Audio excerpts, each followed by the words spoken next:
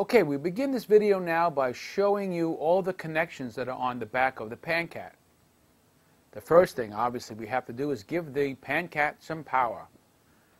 On the very far end is the on-off switch, and then we have a special connection with our adapter that locks in the power cord. This way, if it ever gets pulled, you don't have to worry about it coming out.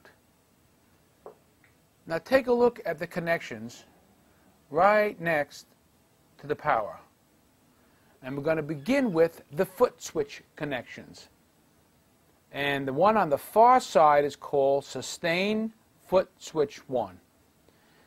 Sustain Foot Switch 1 is the main foot switch that you're going to use whenever you want to sustain your sounds. There are two kinds of foot switches that you can use that we have at alternate mode. One is called the standard foot switch that comes with your PanCat. And then we have something called the VFP. The VFP looks like a sustain foot switch on a keyboard. And it really is the same thing except that it feels better under your foot. In order to do any editing on the PanCat, you have to first step on the edit foot switch. And the edit foot switch is the second hole right here. And you plug that in, the edit foot switch, and what you're going to do, and what we'll show you later, is that you step on the edit foot switch and then you tap one of the pads, and then you can start doing your editing. The foot switch input next to the edit foot switch is called Sustained Foot Switch number 2. When you step on that, a whole different sound can come up. That is because the PanCat is really two different instruments at the same time, and it's called Controller 1 and Controller 2. When you step on the Sustained Foot Switch number 2, Controller 2 comes up. It could be a different sound, it could be the same sound in a different octave. It could also do tricks like being your pitch bend pedal, which we'll show you later on. But anyway, that's what that foot switch is for, and you plug it in there. Now look at the two inputs next to that. They're called foot control inputs. And even though the jacks are the same size, it uses a different kind of pedal. Take a look at this pedal. This pedal, unlike a foot switch, allows continuous movement when you press on it up and down with your foot. And what this is for, this can be used for controlling the volume of your sound. It can be used for giving you vibrato of a sound, for giving you pitch bend, and to do all kinds of fancy tricks that you'll read about later on. And we've given you two of those, foot controller number 1 and foot controller number 2, so you can do multiple things at the same time.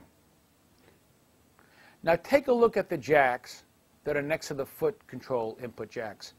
These are called MIDI connections. These are MIDI jacks. And there's a MIDI in and then there's a MIDI out. And notice also that there are 5 pin jacks. If you look at a MIDI cable, let me show you what that looks like, you will see 5 pins. MIDI jacks are the connections that you would connect to the outside world if you want to connect the PanCat to a synthesizer. If you are using the PanCat with sounds, you will not need these. But if you are plugging this into a Kurzweil PC2R or a Motif ES, you will need to plug the MIDI out. You take the MIDI out and you plug that into the MIDI in of your synthesizer. So again, the MIDI out, you connect the cable, the MIDI cable to the MIDI out, and then you plug that into the MIDI in of your sound source. The MIDI in jack is used if someone else or some other controller wants to share that same sound source. So let's say that you have a DrumCat, and you and your DrumCat, the PanCat and the DrumCat can share the same synthesizer because the PanCat merges the information that's coming in from the MIDI in and sends that out along with the PanCat's playing data to the synthesizer. Now take a look at the two jacks next to that. These are called expanders. And this is for the future.